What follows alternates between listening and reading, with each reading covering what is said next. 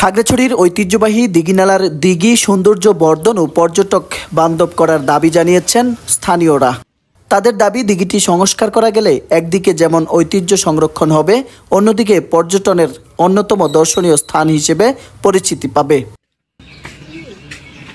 জানা যায়, খাগড়াছড়ি দিঘিনালা উপজেলার বরাদম এলাকায় ৩২০ শতক জায়গার উপর রয়েছে ঐতিহ্যবাহী এই দিঘি। তবে দিঘির স্থলাংশ ১৬০ ও জলাংশ ১৬০ শতকে। ইতিহাসবিদ ও স্থানীয়দের মতে ১৬৬৫ খ্রিস্টাব্দে তৎকালীন ত্রিপুরা রাজ্যের মহারাজা গোবিন্দ মাণিক্যে নিজ রাজ্য ছেড়ে দিঘিনালায় স্বেচ্ছায় নির্বাসন বেছে নিয়েছিলেন। তৎকালীন এই অঞ্চলের নাম ছিল রিয়াং দেশ। রাজা গোবিন্দ মাণিক্যের স্মৃতি অক্ষয় করে রাখতে দিঘিটি খনন করেন। সেই সময় তিনি ১২টি দিঘি খনন করলেও দিঘিনালা দিঘি ছিল উল্লেখযোগ্য। তবে বাকি ১১টি দিঘির এখন আর অস্তিত্ব নেই। স্থানীয়দের দাবি, দিঘিটির নামানুসারে দিঘিনালা উপজেলার নামকরণ করা হয়েছে। প্রতিদিন দিঘিটি দেখতে দূর দূরান্ত থেকে পর্যটকরা ছুটে আসেন। এই দিঘিনালা দিঘি দেখতে, এই দিঘির নামানুসারে দিঘিনালা উপজেলা নামকরণ করা হয়েছে, তাই আমরা এই দিঘিটা দেখতে আসছি। সরেজমিনে দেখা যায়, দিঘির পাড়ে কয়েকটি দোকান ও রেস্টুরেন্ট গড়ে উঠেছে। এ সময় কথা হয় ঘুরতে আসা পর্যটকদের সঙ্গে। তারা জানান, দিঘির পাড়ে দোকানপাট হওয়ায় স্থানীয়দের কিছুটা আয় রোজগারের পথ হলেও দিঘির পাড়ের সৌন্দর্য নষ্ট হচ্ছে। দিঘিটি দ্রুত সংস্কার করে সংরক্ষণ করার দাবি জানান স্থানীয়রা। ঐতিহ্যবাহী এই দিঘির নামের নামকরণ দিঘিনালা উপজেলা। ঐতিহ্যবাহী এই দিঘিটি সংরক্ষণে আমরা দীর্ঘদিন কোনো সংস্কার বা সৌন্দর্য বর্ধনে কোনো ধরনের উদ্যোগ নিতে কাউকে দেখিনি।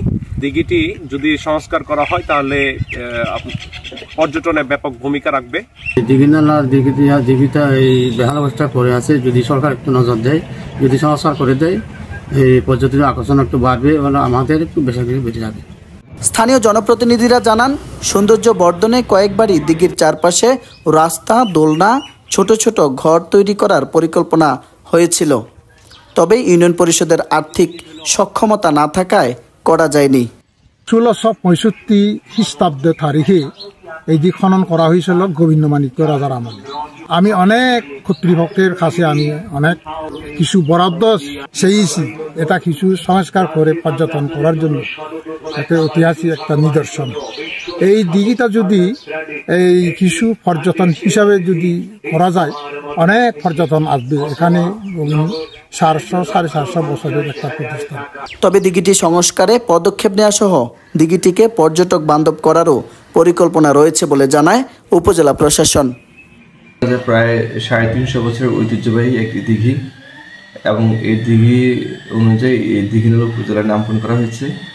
অনেক পর্যটকরা সেখানে ঘুরতে যায় বা পুকুরে কিছু মেরামত বা সংস্কার দরকার, যেটা আমরা বিভিন্ন গণমাধ্যম থেকে জানতে পেরেছি।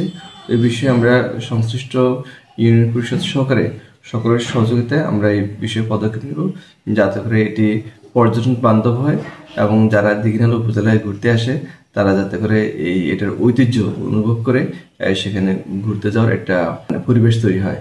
দিঘিনালা থেকে আলামিনের পাঠানো তথ্য ও ভিডিও চিত্রে ডেস্ক নিউজ, মানিকছড়ি বার্তা।